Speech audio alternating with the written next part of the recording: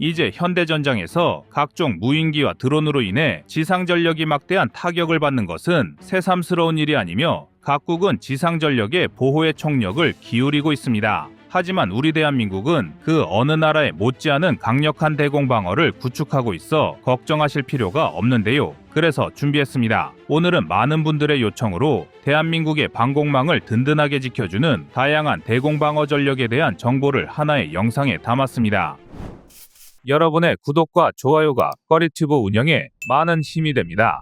한국방공식별구역은 국가 영공의 초기 접근을 감지하여 대응하기 위해 설정된 임의의 선으로 개별 국가의 주권적 영공과는 다른 개념입니다. 국제적인 관례에 따르면 타국 군용 항공기가 방공식별구역에 진입하기 전에 해당 국가의 비행 계획을 사전에 제출하고 진입 위치 등을 통보해야 합니다. 그러나 중국과 러시아는 이러한 국제 관례를 무시하며 카디즈에 진입해왔습니다. 카디즈 침범은 명백한 국제 규범 위반 행위이며 이는 해당 국가의 안보에 대한 위협으로 간주될 수 있으며 이로 인해 지역적 또는 국제적 안보 긴장이 증가할 수 있습니다. 또한 이에 당사국 간의 군사적 충돌로 이어질 위험이 있습니다. 국제적인 안정과 안보를 유지하기 위해 그리고 불필요한 군사적 긴장을 피하기 위해 카디즈 침범을 삼가야 하는 것이 상식이지만 상식이 통할 것 같으면 이렇게 걱정할 필요도 없을 겁니다. 중국과 러시아는 2019년부터 매년 70에서 90여 차례씩 카디즈에 꾸준히 들어왔는데요. 가장 많이 알려진 사건은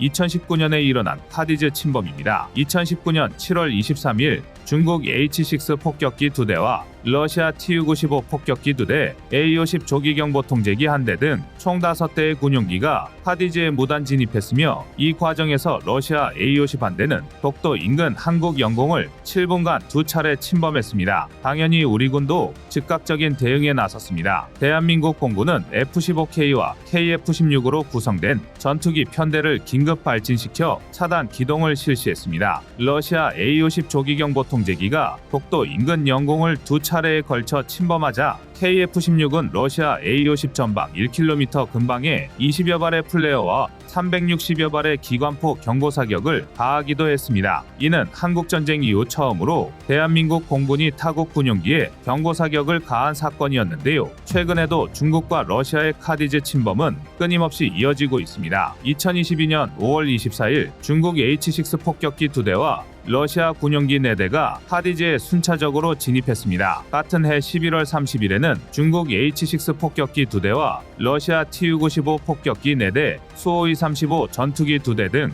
총 8대의 군용기가 카디즈에 사전 통보 없이 진입해 한국 공군의 F-15K 등 전투기 여러 대가 긴급 출격했습니다. 2023년 12월 14일에는 중국과 러시아의 군용기 6대가 카디즈에 진입해 한국 공군이 대응에 나서기도 했습니다. 중국과 러시아의 이런 몰상식하고 위협적인 방공식별구역 침범은 비단 우리나라에만 국한된 것이 아닙니다. 그들은 일본의 방공식별구역인 자디지도 수시로 침범하는데요. 대응 방식은 한국과 일본이 확연한 차이를 보이고 있습니다. 2019년에 중국과 러시아가 카디즈에 들어왔을 때 앞서 언급했듯이 대한민국 공군의 전투기들이 긴급 출격하여 차단 기동을 실시했고 20여 발의 플레어와 360여 발의 기관포 경고 사격을 가하는 등 적극적이고 공세적인 대응을 펼쳤습니다. 반면 일본은 자위대의 존재 가치를 의심케 할 정도로 언제나 소극적이고 수동적인 모습을 보였는데요. 전투기를 출격시키긴 했지만 공세적 조치는 한 번도 없었고 매번 관방장관이 중국과 러시아를 비난하는 성명을 발표하는 것으로 그치곤 합니다. 일본과 비교해봐도 대한민국의 영공수호 의지가 얼마나 강력한지 잘 알 수 있는데요. 만약 카디즈 진입에 그치는 것이 아니라 실제 우리 영공에 들어왔다면 문제는 완전히 달라집니다. 한국과 상대측 전투기와의 교전이 발생할 수도 있으며 그 전에 우리의 지대공 미사일이 상대측 군용기를 향해 발사될 수도 있습니다. 물론 그런 일은 절대 발생하지 않는 것이 제일 좋겠지만 지대공 미사일 등 대한민국의 방공체계가 강력하다면 주변국도 쉽사리 경거망동을 하지는 못할 것입니다. 지대공 미사일은 하늘에서 공격해오는 적의 무기체계를 지상에서 방어하기 위해 개발된 유도탄으로 주요 군사시설, 발전소 등 국가 주요 자산을 방어합니다. 방공작전은 거리별, 고도별로 중첩 방어 개념으로 운용되는데요. 지대공 미사일은 장거리 지대공 유도무기, 중거리 및 단거리 지대공 유도무기, 휴대용 지대공 유도무기 등으로 구분됩니다. 지대공 미사일의 개발에는 다양한 기술과 전략이 적용되며 이는 현대전에서 매우 중요한 역할을 합니다. 그도 그럴 것이 지대공 미사일은 적 전투기에게는 주요 위협 중 하나이며 방공망이 깔린 지역에 진입하는 것은 전투기 조종사들에게 가장 위험한 상황 중 하나입니다. 지대공 무기체계가 가장 큰 위력을 발휘했던 건 중동전쟁입니다. 특히 제4차 중동전쟁에서 이스라엘 공군은 이집트 공군에 비해 압도적인 항공전력을 보유하고 있었음에도 불구하고 단 하루 만에 전체 전력의 10%를 손실하는 큰 피해를 입었습니다. 이는 이집트군이 사용한 지대공 미사일, 특히 2K-12 쿠프의 효과적인 운용 덕분이었습니다. 이집트군은 2K-12 쿠프 미사일을 최신형 레이더와 함께 운용했으며 당시 이스라엘 공군의 F4 팬텀2 전투기는 이 레이더를 감지하지 못했습니다. 이로 인해 이스라엘 공군은 큰 손실을 입었고 이스라엘 공군 조종사들은 이 미사일을 악마의 세 손가락이라고 부를 정도로 큰 충격을 받았습니다. 이 사례는 지대공 미사일이 현대전에서 얼마나 중요한 역할을 하는지를 잘 보여줍니다. 대중들에게 가장 많이 알려진 지대공 미사일은 패트리어트일 텐데요. 패트리어트 미사일은 미국의 레이시온사가 개발한 지대공 미사일 시스템입니다. 패트리어트는 1980년대에 개량되어 전술 탄도미사일에 대응할 수 있도록 개선되었으며 제1차 걸프전에서 이라크의 스커드 미사일을 요격하면서 그 위력을 선보였습니다. 그렇다면 한국의 지대공 미사일에는 어떤 것들이 있을까요? 제일 먼저 천궁을 꼽을 수 있습니다. 천궁은 한국형 패트리어트로도 불리며 미사일 탑재 차량, 레이더 차량, 교전 통제 차량으로 구성됩니다. 천궁 미사일 시스템은 다기능 탐색 레이더, 폴드런치 등의 특징을 가지고 있고 15km 고도에서 빠른 속도로 날아오는 탄도탄을 요격하는 것이 가능합니다. 또한 천궁2는 탄도미사일 요격 기능도 추가된 개량형으로 2020년부터 군에 인도되기 시작했습니다. 사실 천궁은 러시아의 미사일 기술이 상당 부분 적용됐습니다. 1999년에 천궁의 개발을 시작할 때 초기에는 러시아의 S-400 지대공 미사일 기술을 도입했습니다. 이 기술 도입으로 폴드런치 방식이 적용되었으며 여기에 패트리어트 미사일의 기술도 결합됐는데요. 결과적으로는 천궁이 이 S-400과 패트리어트보다 뛰어난 성능을 갖추게 됐습니다. 이게 다가 아닙니다. 한국의 지대공 미사일에는 신궁도 있는데요. 신궁은 2005년 국방과학연구소 주관으로 개발되어 총 6차례에 걸쳐 양산을 거쳐 전력화되었습니다. 신궁은 한국군의 적어도 방공작전 능력을 한 차원 높인 무기로 역시 개발 초기에는 러시아 기술이 도입됐지만 2011년부터 4년간 LIGNX-1 주관으로 한국형 적외선 탐색기 개발에 성공하여 신궁의 국산화율을 95% 이상으로 높였습니다. 신궁은 미스트랄하고도 자주 비교되는데요. 두 무기 체계를 비교하면 신궁의 압승입니다. 신궁이 미스트랄보다 6kg 정도 가벼우며 명중률은 95% 이상입니다. 또한 미스트랄에 비해 약 5천만 원 정도 더 저렴해 가격 경쟁력에서도 앞섭니다. 신궁은 2012년에 인도네시아에 수출한 것을 제외하면 수출에 어려움을 겪어왔지만 최근 루마니아와 신궁 54기 계약을 체결하며 앞으로의 수출에도 물꼬가 트일 전망입니다. 한국의 지대공 미사일하면 천마 역시 빼놓을 수 없는데요. 천마는 중저고도 공역 방어에 중점을 두고 개발되었습니다. 단일 궤도 차량의 자체 탐지 추적 레이더와 자동화 사격 통제 장비를 장착하여 모든 과정을 자동으로 수행하고 탐지 레이더가 표적을 탐지하고 추적하면 추적 레이더는 교전 표적을 추적합니다. 천마의 유도탄은 시선지령 유도 방식으로 유도되며 음속의 2.6배로 비행하면서도 중력 하속도의 30배가 넘는 기동성을 갖추고 있습니다. 천마는 탄두의 성형 파편 탄두를 사용하여 파괴력을 높였고 레이저를 이용한 근접신관에 의해 작동됩니다. 또한 전자전 대응 능력을 갖추고 있어 주야간 전천 후 운용이 가능합니다. 최고 속도는 마하 2.6, 최대 기동 한계는 35G로 유효 사거리는 9km입니다. 천마는 산악지형에서 기동부대와 동시적인 기동성을 보장하며 소구경 포탄이나 파편으로부터 탑승자를 보호하는 장갑 구조로 제작되었는데요. 미국, 영국, 프랑스, 독일, 스위스, 이스라엘, 러시아 등 선진국들이 개발한 유사한 단거리 방공무기 체계와 비교할 때 성능 면에서 동등하거나 우수한 것으로 평가받고 있습니다. 이외에도 대한민국은 새로운 지대공 방어 미사일 체계를 지속적으로 개발 중에 있습니다. 한국형 고고도 미사일 방어 체계로 불리는 장거리 지대공 미사일을 개량한 신형 LSAM이 2035년까지 전력화될 예정입니다. 신형 LSAM은 북한의 극초음속 미사일 화성 8형을 요격할 수 있는 능력을 갖추고 있으며 기존 LSAM에 비해 요격 고도가 높아진 고고도 요격유도탄과 80단계 요격유도탄을 확보하는 것을 목표로 합니다. 이는 미사일 방어 범위를 기존 LSAM 대비 3배가량 넓히는 것으로 요격 고도는 50에서 100km 이내로 알려져 있습니다. 여기에 더해 MSAM 블록 3 사업도 진행 중입니다. MSAM 블록 3 사업은 이미 실전 배치된 한국형 패트리어트 미사일 천궁2보다 요격 성능과 교전 능력이 향상된 천궁3를 확보하는 것을 목표로 2034년까지 실전 배치될 예정입니다. 이는 한국형 미사일 방어 체계의 하층부 방어 체계로 구성되며 고도 20km 이하에서 천궁2 및 천궁3가 방어 체계를 구성하게 됩니다. 이러한 신형 미사일 시스템의 개발은 북한의 미사일 위협에 대응하고 한국의 다층 방어 체계를 강화하는 데 중요한 역할을 할 것으로 기대되고 있습니다. 또한 중국과 러시아의 카디즈 침범에 대한 강력한 경고성 메시지가 되어 우리 영공 수호의 핵심 요소로 자리 잡을 전망입니다. 여러분의 구독과 좋아요가 꺼리튜브 운영에 많은 힘이 됩니다. 지금까지 전차는 지상전의 제왕으로 군림했습니다. 강력한 화력과 신속한 기동성, 든든한 방어력까지 모두 갖춘 전차는 현대전장에 없어서는 안 될 지상전력의 핵심이었습니다. 대한민국의 K2 우표 전차는 물론이고 세계 최강의 미국을 비롯하여 유럽의 군사강국들까지 항상 우월한 성능의 전차를 개발하는데 열중해 왔는데요.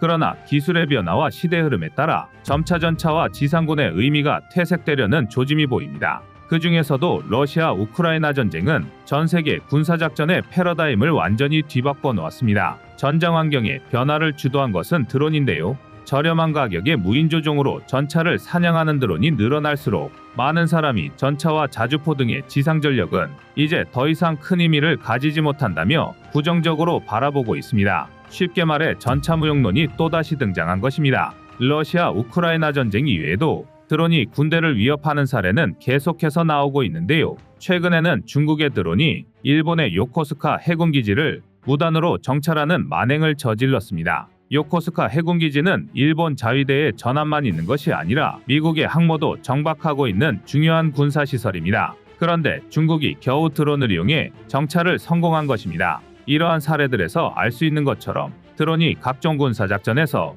위험 요소로 급부상하는 것은 부인할 수 없는 사실입니다. 그리고 이와 함께 앞으로의 지상전력이 어떻게 변화해야 하는지 많은 군사 전문가들의 갑론을박이 이어지고 있는데요. 대공방어 체계를 구축해야 한다는 원론적인 의견부터 전차 자체가 더는 필요하지 않다는 극단적인 주장까지 나오고 있습니다. 그리고 이처럼 드론의 위협이 증대되자 대한민국의 지상군이 갖추고 있는 방어 체계가 안전한 것인지 의문을 갖는 시선도 함께 늘어났습니다. 많은 분들이 아시는 것처럼 대한민국의 지상전력은 세계 최고 수준을 자랑합니다. K2 우표 전차와 함께 K21 장갑차, K9 자주포, 비격박격포 등 압도적인 전력을 갖추고 있습니다. 그런데 이러한 지상전력이 훨씬 더 저렴한 드론의 공격에 금세 무용지물이 되어버릴 것이란 부정적인 의견이 한국 국민들 사이에서도 적지 않은 것이 사실입니다. 하지만 결론부터 말씀드리면 우리 대한민국은 이미 모든 대비를 완벽하게 하고 있어 절대로 걱정하실 필요는 없습니다. 특히 이번에 존재감을 드러낸 대한민국 무기는 바로 K30W 천호입니다. K808 차륜형 장갑차를 기반으로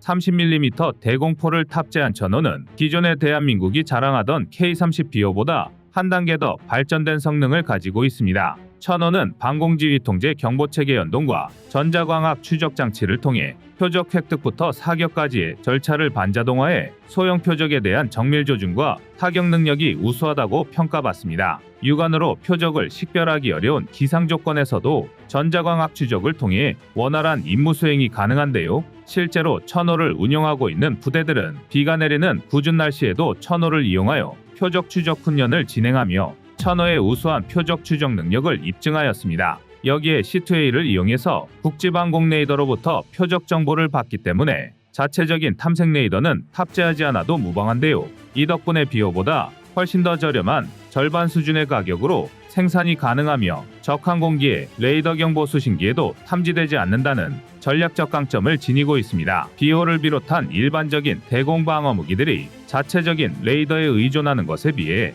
훨씬 더 우월한 성능을 지닌 방공지휘 통제 경보체계의 데이터를 활용할 수 있기 때문에 한층 더 강력한 성능을 자랑할 수 있는 것입니다. 천호는 최대 3km 떨어진 적의 무인기를 격추할 수 있어 아군의 전차 등을 노리고 자폭을 시도하는 드론을 격추하는 데 효과적입니다. 여기에 추후 적성국 드론을 상대로 전파교란 공격이 가능한 제머가 탑재될 예정으로 군 당국에선 앞으로 천호의 무인기 요격 능력이 더욱 효과적으로 향상될 것이라 기대하고 있습니다. 그런데 천호의 장점은 이뿐만이 아닙니다. 차륜형 차체를 사용하여 기존의 발칸포와 비호 등이 갖추지 못한 기동성까지 갖췄다는 장점도 있는데요. 인접국가인 일본의 87식 자주대공포와 비교하면 도로에서의 속도는 15km, 야지에서의 속도는 25km나 더 빠른 기동성을 갖추고 있는 것이 천호입니다. 이는 전선각지에서 적의 무인기 공격이 동시다발적으로 이뤄지는 상황이라면 빠른 기동성을 갖춰 여러 전장을 신속히 오갈 수 있는 천호가 훨씬 더 우월하다는 것을 의미합니다. 천호는 실전을 가장한 훈련을 통해 유사시 적이 드론을 격추할 수 있는 성능을 입증하고 있는데요. 천호는 수도군단에서 진행한 실사격 훈련에서 시속 300km의 속도로 빠르게 날아가는 표적기를 1.7km 떨어진 거리에서 격추하는 데 성공했습니다. 해당 훈련은 최근 북한의 공중도발 추세를 그대로 적용하여 실제 상황과 가장 유사한 환경을 조성한 상태로 진행하였으며 이러한 훈련 환경에서 고속으로 이동하는 표적을 명중시켰다는 점에서 대한민국의 우수한 대공방어 체계가 다시 한번 빛을 발한 것입니다. 러시아 우크라이나 전쟁을 통해 대표적인 드론으로 유명해진 티르키의 바이락타르 TB2조차도 순항속도 130km, 최고속도 220km인 것을 감안하면 대한민국의 천호가 격추하지 못할 드론은 없다고 해도 과언이 아닙니다. 또한 K-30W 천호는 주로 기동전투여단과 기계화 부대에 배치함으로써 아군의 주력 지상전력과 함께 기동할 수 있도록 편제를 갖추고 있습니다. 이러한 점은 전차와 자주포 등 주요 지상전력이 적과 교전할 때 적성국의 드론 공격을 적극적으로 방어하겠다는 군 당국의 의도를 확인할 수 있습니다. 현재 군에서는 천호에 탑재된 우월한 전자장비들을 비호 등 다른 체계에 이식해 한국군의 전반적인 대공방어 능력을 향상시킬 계획을 가지고 있는데요. 그런데 놀라운 것은 이뿐만이 아닙니다. 대한민국은 K-30W 천호를 중심으로 한 자주대공포 이외에도 다양한 방법을 통해 적성국의 드론 위협으로부터 아군의 지상전력을 보호하기 위한 대비의 만전을 기울이고 있습니다. 대한민국 지상군이 사용하는 대표적인 대공무기로는 신공이 있습니다. 신공은 2인 1조로 운용이 가능한 휴대용 대공미사일로 기존에 한국이 수입하던 여러 보병 휴대용 미사일들의 장점을 조합하여 개발되었습니다. 이렇게 조합된 장점들은 성능 측면에서 여러 국가의 무기를 압도하고 있습니다. 먼저 무기의 중량은 프랑스의 미스트랄과 비교해서 6kg이나 가벼운 무게를 자랑합니다. 이는 보병들이 전장에서 휴대 및 활용하는 데 있어서 매우 중요한 신공만의 장점입니다. 여기에 세계 최강의 미국이 자랑하는 스팅어와 비교해서 최대 3km 가까이 더 긴 사거리도 주목할 점입니다. 사거리가 더 길다는 것은 적이 드론과 무인기가 아군을 위협하기 전에 선제적으로 적을 타격할 수 있다는 것을 의미하며 이것은 아군의 생존성을 증대시킬 수 있는 매우 중요한 요소입니다. 게다가 더 놀라운 것은 근접신관까지 갖출 수 있다는 점인데요. 근접신관이란 자기장, 전파, 레이저 등을 이용해서 미사일이나 포탄이 적과 직접적인 충돌을 하지 않아도 적을 감지해서 근처에서 파열할 수 있도록 해주는 장점을 가지고 있습니다. 미국이 사용하는 스팅어는 탄두 중량의 한계로 인해 근접신관을 장착할 수가 없지만 우리 대한민국의 신공에는 근접신관을 사용하는 것이 가능합니다.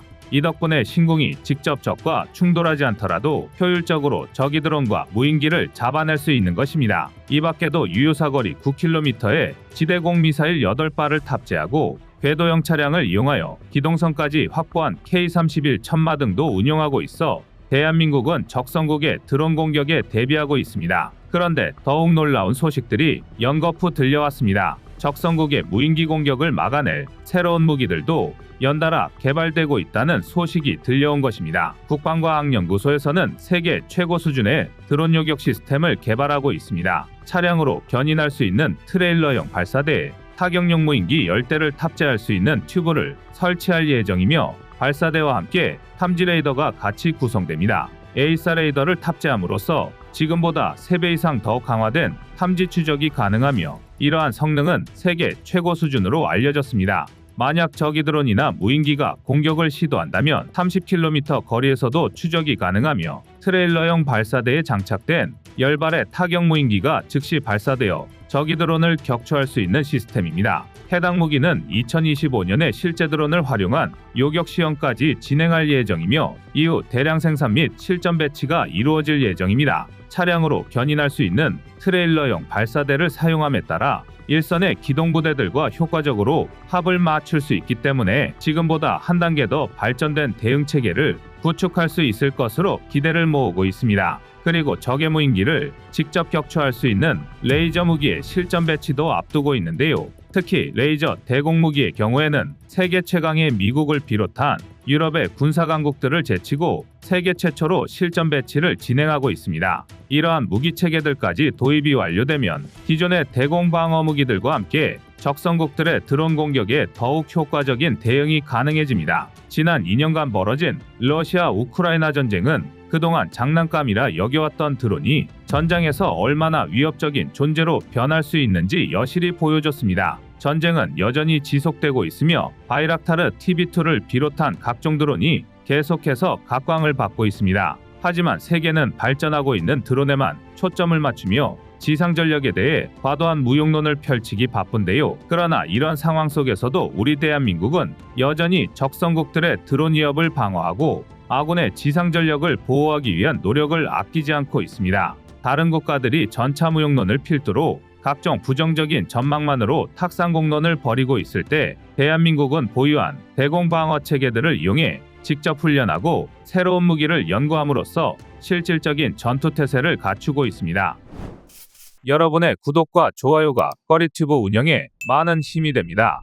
제2차 세계대전 이후 개발된 항공기들의 속도가 음속을 넘어가자 대공포로는 빠르게 이동하는 초음속 항공기를 정확하게 조준하고 타격하기 위한 시간과 정확도가 부족해졌습니다. 또한 초음속 전투기들이 높은 고도에서 작전을 수행할 수 있게 된 것도 대공포의 유효성을 크게 감소시켰습니다. 무엇보다 대공포가 비주류 무기 취급을 받게 된 것은 지대공 미사일의 등장 때문입니다. 지대공 미사일의 개발은 대공방어 체계의 패러다임을 변화시켰는데요. 지대공 미사일은 대공포에 비해 훨씬 더 넓은 범위를 커버할 수 있으며 빠르고 정확하게 목표물을 타격할 수 있게 됐습니다. 거기다 대공포는 지속적으로 유지 관리가 필요하며 탄약과 부품의 보급도 염두에 두어야 했지만 지대공 미사일은 이러한 유지 관리와 보급의 문제를 상대적으로 덜 겪습니다. 이러한 다양한 이유들로 인해 대공포는 현대 전장에서 비효율적인 무기 체계로 여겨지며 구식 무기 취급을 받게 됐습니다.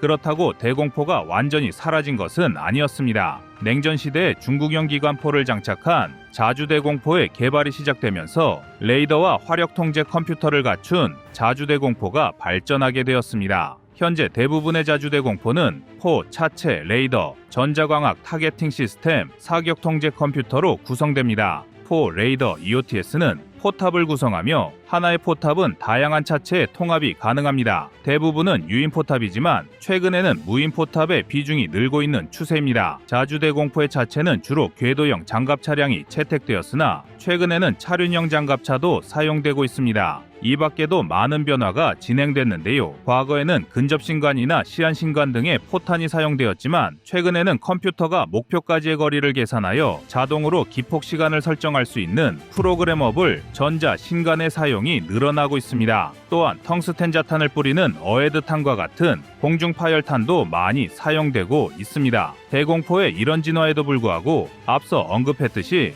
꽤 오랜 기간 동안 대공포는 각국에서 효용성에 의문을 제기하며 개발과 생산을 등한시했던 것이 사실입니다. 그러나 러시아 우크라이나 전쟁 등을 통해 자폭 드론의 효과가 드러나자 세계는 다시 대공포에 주목하고 있습니다. 드론의 기동성과 소형화로 인해 전통적인 대공방어 체계가 효과를 발휘하기 어려운 상황에서 대공포가 다시 한번 중요한 방어 수단으로 떠오른 것인데요. 대공포는 비교적 낮은 고도로 비행하는 드론을 신속하게 탐지하고 격추할 수 있는 능력을 갖추고 있어 저고도 방어에 매우 효과적입니다. 그리고 대공포는 초기 획득 비용은 높은 편이지만 운용 비용은 상대적으로 저렴하다는 장점이 있습니다. 값싼 드론을 격추하려고 비싼 대공 미사일을 발사하는 것보다는 대공포가 비용면에서 훨씬 이득이기 때문입니다. 또한 대공포는 경우에 따라서 지상군에 대한 화력 지원도 가능하여 다목적으로 활용될 수 있습니다. 현재 세계에서 대공포를 생산하고 보유하는 나라가 대한민국뿐이라는 소문이 떠돈 적도 있지만 사실은 그렇지 않습니다. 수가 그렇게 많지는 않지만 여전히 대공포를 개발하고 생산하는 나라가 있는데요.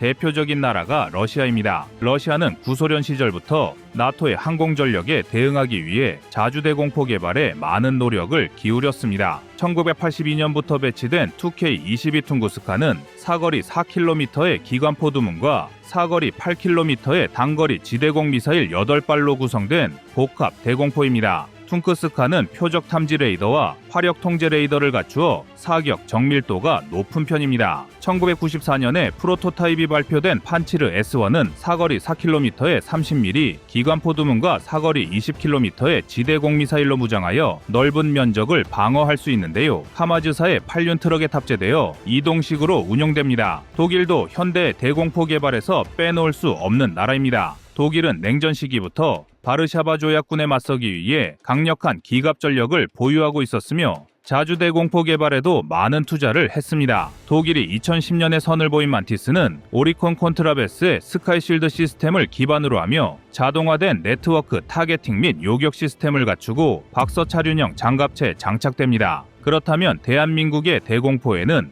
어떤 것들이 있을까요? 대한민국은 1970년대 초반 취약한 방공전력을 보강하기 위해 다양한 대공포를 도입했습니다. 이 중 대표적인 무기는 20mm 발칸포와 35mm 쌍열 엘리콘포입니다. 이 무기들은 한국 방공체계의 기초를 마련하는 데 중요한 역할을 했지만 성능에 한계가 있었기 때문에 대한민국은 본격적으로 대공포 개발을 시작했고 그래서 등장한 것이 비호복합과 천호입니다. K30B의 신궁의 결합은 비호복합은 고속입체 기동전 양상에 대응하기 위해 개발된 대한민국의 자주대공포 체계입니다. 30mm 기관포 두문 휴대용 대공유도탄 신궁으로 무장했으며 레이더, 전자광학 장비를 장착하고 있습니다. 대공포와 휴대용 대공유도탄을 단일 차체에 탑재하여 기동성과 효율성을 높인 비호복합은 적 항공기가 나타나면 사거리 5km 내에서는 유도탄으로 교전하고 이를 회피해 들어오는 적 항공기는 대공포로 사격하는 방식입니다. 레이더와 EOTS를 연동하여 유도탄 발사 절차를 자동화하였고 이를 통해 신속하고 정확한 교전이 가능합니다. 또한 방공 C2A와 연동되어 네트워크 기반의 통합 방공작전을 수행할 수 있으며 이를 통해 전체적인 방공 전력의 효율성을 극대화할 수 있습니다. 게다가 자동화된 탐지 및 추적 시스템을 통해 표적 획득과 교전 절차가 신속하게 이루어지는 장점을 가지고 있습니다. 30mm 쌍열 대공포 천호는 차륜형으로 20mm 발칸 대공포를 대체하기 위해 개발되었으며 다양한 성능 향상과 함께 방공 능력을 강화했습니다. 유효 사거리 3km, 최대 사거리 8.8km이며 발사 속도는 분당 최대 1200발에 달합니다. 레이더 EOTS, C2A를 채택하고 차체는 K808 차륜형 장갑차를 활용했습니다. 차륜형 장갑차를 기반으로 한 천호는 높은 기동력을 자랑하는데요. 도로와 야지에서 빠른 기동이 가능하며 최고 속도는 시속 90km, 수상 속도는 시속 7km에 달합니다. 이를 통해 다양한 지형에서 신속한 이동과 대응이 가능합니다. EOTS를 탑재한 천호는 주야간 자동 추적과 정밀 사격이 가능한데요. 추적거리는 7km에 이르며 이는 육안으로 조준해야 하는 발칸과는 큰 차이를 보입니다. 천호의 레이더 시스템은 360도 전 방향에서 동시에 여러 목표를 추적할 수 있으며 발사되는 자동으로 가장 위협적인 목표를 우선순위에 두고 발사합니다. 또한 고폭소위탄, 고폭소위 예광탄, 전방분산탄 등 다양한 탄약을 사용할 수 있는데요. 특히 전방분산탄은 소형 드론을 파괴하는 데 적합한 탄약으로 표적에 근접하면 포탄이 폭발하여 발생한 파편에 의해 표적이 파괴됩니다. 대한민국은 재래식 전력으로는 북한과 이미 상대가 되지 않을 정도로 강력해졌지만 북한도 이를 모르는 바가 아니라 그 외에 전력 증강에 심혈을 기울여 왔는데요. 그 중에 하나가 드론입니다. 2022년에 북한 무인기 5대가 서울과 경기 북부의 상공을 헤집고 다녔던 사건이 있었고 최근에는 북한의 오물풍선으로 떠들썩했었는데요. 만약 북한 무인기나 오물풍선에 폭발물이 탑재되어 있었다면 적지 않은 피해가 있었을 것입니다. 이런 점들을 떠올려보면 비호복합과 천호 같은 대공포가 아직도 한국에게는 꼭 필요한 무기체계임을 알 수 있습니다. 여러분의 구독과 좋아요가 꺼리튜브 운영에 많은 힘이 됩니다.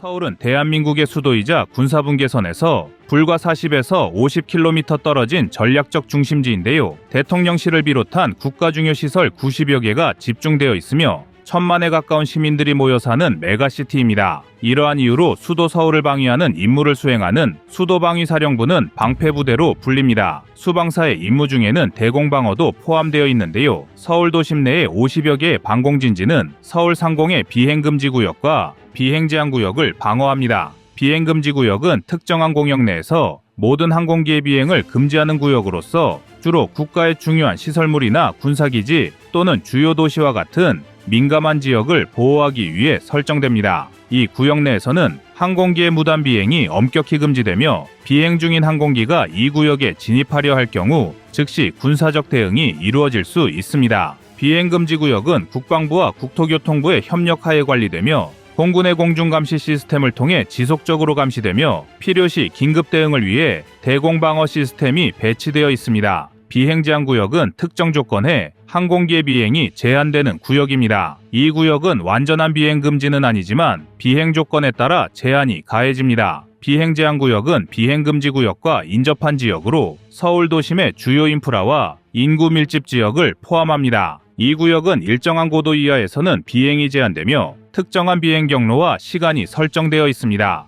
비행 제한 구역 내에서 비행을 원하는 항공기는 사전에 허가를 받아야 하며 비행 계획을 국토교통부 및 군 당국과 사전에 협의해야 합니다. 또한 비행 중에는 항공기의 위치와 상태를 지속적으로 보고하여 통제센터와의 실시간 연락을 유지해야 합니다. 이런 대공방어를 위해 서울의 일부 초고층 빌딩에는 방공진지, 일명빌딩 GOP가 자리하고 있습니다. 빌딩 GOP는 북한의 항공기와 무인기의 침투를 방어하는 등 서울의 중심부를 보호하는 중요한 역할을 맡고 있는데요. 대공방어의 최전방 철책선 역할을 수행합니다. 또한 빌딩 GOP는 단순히 군사적 목적만을 위해 설치된 것이 아니라 민간 인프라와 조화를 이루며 운영되고 있습니다. 일부 고층 빌딩은 무선 중개소 역할로 부분적으로 징발되기도 하는데요. 이는 도시내 통신의 원활한 흐름을 유지하는 데 중요한 역할을 합니다. 빌딩 GOP 설치에는 몇 가지 원칙과 기준이 존재합니다. 우선 적 항공기를 효과적으로 방어하기 위해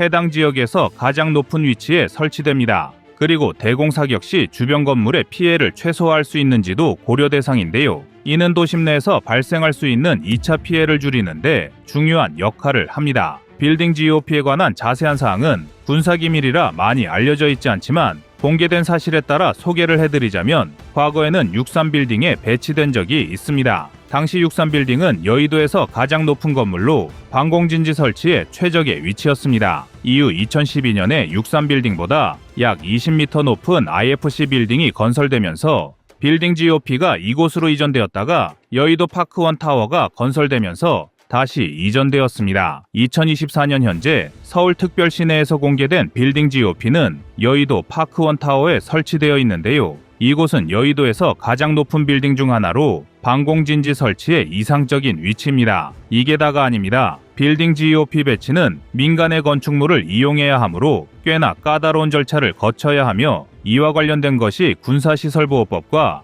국방부 시행령입니다. 초고층 빌딩 옥상의 방공진지 설치는 군사시설보호법에 따라 대공방어 협조구역으로 지정되면 국방부 시행령에 의해 건축 허가 조건으로 민간 건물주로부터 영구무상 임대 또는 기부 체납을 받는 형태로 이루어집니다. 그런데 한 가지 의문인 것은 롯데월드타워에 빌딩 GOP가 없다는 것입니다. 서울 잠실에 위치한 롯데월드타워는 높이 554.5m, 지상 123층으로 국내에서 가장 높은 건물입니다. 이런 건물에 왜 대공방어 진지가 설치되지 않았는지 궁금하실 텐데요. 여기에는 나름의 이유가 있습니다. 우선 군작전 교리에 따르면 롯데월드타워를 빌딩 GOP로 활용하는 것이 어렵다고 합니다. 빌딩 GOP는 주로 해당 권역에서 가장 높은 위치에 설치되는 것이 원칙이지만 이는 주사격 방향에 따라 조정될 수 있으며 항상 가장 높은 건물에만 설치되는 것은 아닙니다. 즉 롯데월드타워는 대공방어 사격을 하기에 방향이 적절치 않습니다. 또한 롯데월드타워는 주변 건물에 비해 지나치게 높아 실제로 적 항공기 침투를 감시하고 타격하는 데 비효율적일 수 있습니다.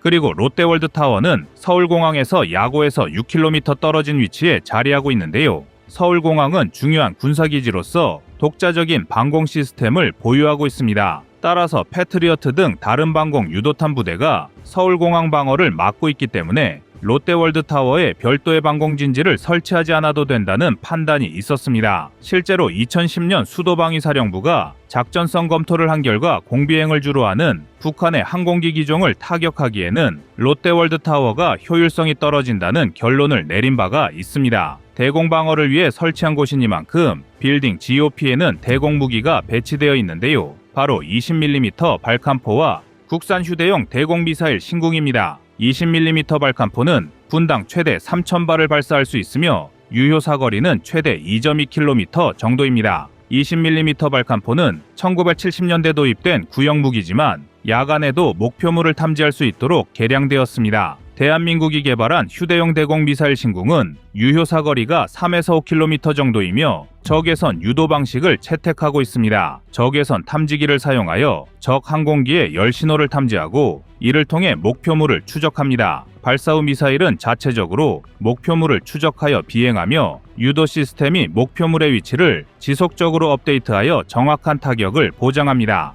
그렇다면 빌딩 GOP에서 근무하는 병사들의 근무 환경에도 관심이 가는데요. 서울 도심의 초고층 빌딩에 있으니까 쾌적한 여건에서 생활할 것 같지만 실상은 정반대입니다. GOP라는 단어가 붙은 것에서도 알 수 있듯이 그리 만만한 환경은 아니라고 합니다. 초고층 빌딩 옥상이라 여름에는 매우 덥고 겨울에는 매우 추우며 공기의 질도 그리 좋지 않습니다. 빌딩 GOP의 병사들은 빌딩 옥상에 위치한 약 120평 규모의 공간에서 생활하는데요. 이 공간은 생활관, 식당, 체력 단련장, 상황실, 화장실 등으로 구성되어 있습니다. 병사들은 8주 동안 빌딩에서 근무한 뒤 16주 동안 지상에서 근무하는 형태로 복무합니다. 과거에는 12주 빌딩 근무 후 6주 지상 근무 형태였으나 병사들의 고충을 고려해 빌딩 근무 기간이 줄어들었습니다. 이곳에서 근무하는 병사들은 함부로 빌딩 아래층으로 내려갈 수 없으며 만약 허가 없이 내려갈 경우 탈영으로 간주된다고 합니다. 빌딩 GOP에 근무하는 동안에는